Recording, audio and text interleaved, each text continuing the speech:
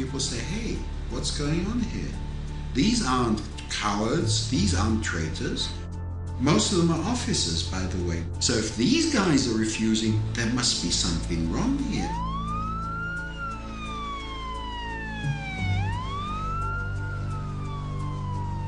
Nobody can argue with what I've seen. I mean, they may not like how I say it, or they may not like all the facts that I convey. It may sound like I'm imbalanced, but the fact is, when you're dealing with oppression, there is no balance.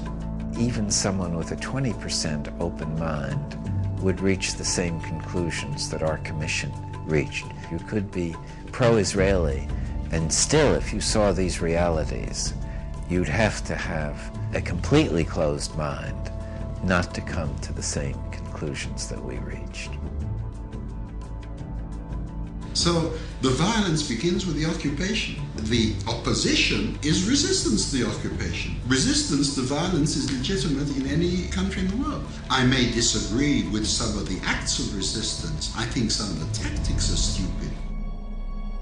Attacks on Israeli civilians are stupid, immoral, and counterproductive. They should be stopped. We should not use violence whatsoever, because it really destroys our intentions, and it destroys our position, which is in the higher moral standing.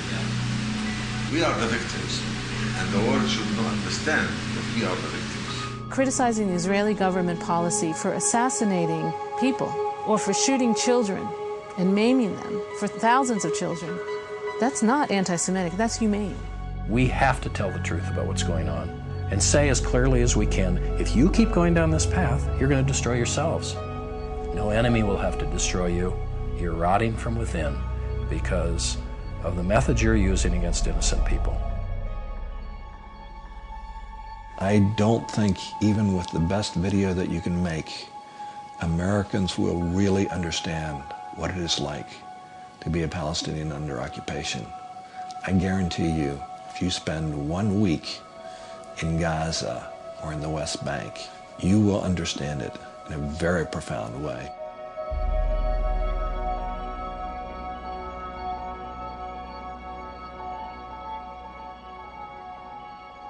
All the wars of independence, you can start if you want with the war of independence of the United States.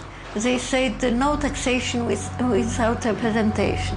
And we demand taxation from the Palestinians and don't give them any representation. It is the same all over the world, and nobody wants to be under somebody's occupation.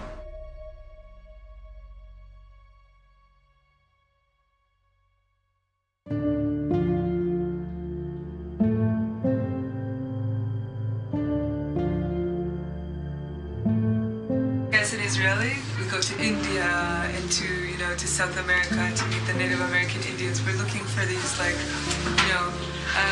indigenous people with some kind of more rooted wisdom, and they're right here. They're right here, right under our noses. Nobody ever comes here. The falahin, for me, the Palestinian falahin, it's like, everything that that people go looking for. People with deep roots, really connected to the earth, with this romance with their land, and just incredibly wise and open-hearted, and simple, beautiful, and Israelis never see them unless it's through Target.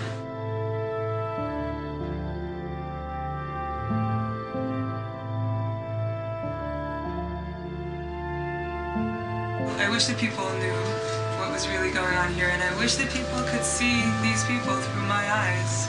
That's what often I'm looking at people and they're so incredibly beautiful. I'm just thinking, I wish that Israelis could for 1 minute see them through my eyes.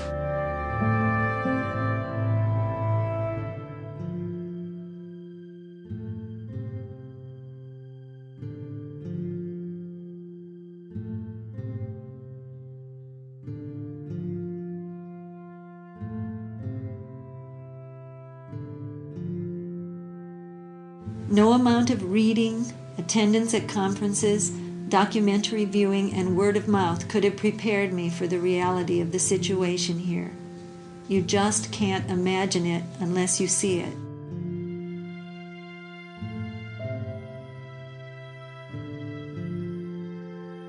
This is not at all what I asked for when I came into this world. This is not at all what the people here asked for when they came into this world. This is not the world you and Dad wanted me to come into when you decided to have me. This has to stop.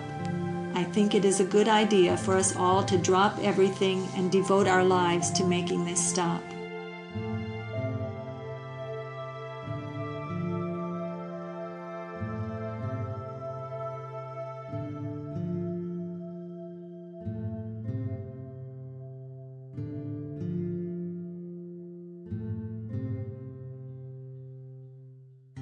The real battle for justice in the Middle East has to be fought and won here in America.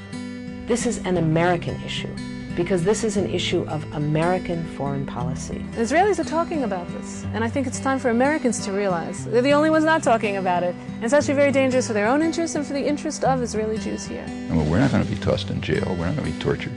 You know, we're not facing what people in the occupied territories are facing. If we decide we don't want to do it, fine. But then try to look yourself in the mirror and say, I'm a murderer. It's really high time for Americans to step up to the plate, to do whatever we can, encourage our government to take a strong initiative to end the occupation. Those who really care about the interests of Israel should exert all the pressure possible in order to force Israel to stop the aggression, stop the repression, end the occupation. And the just solution has to be ending the occupation. Ending the occupation is step number one. Justice is the best way of bringing about security and peace. There'll be no security for Israel as long as this kind of oppression continues.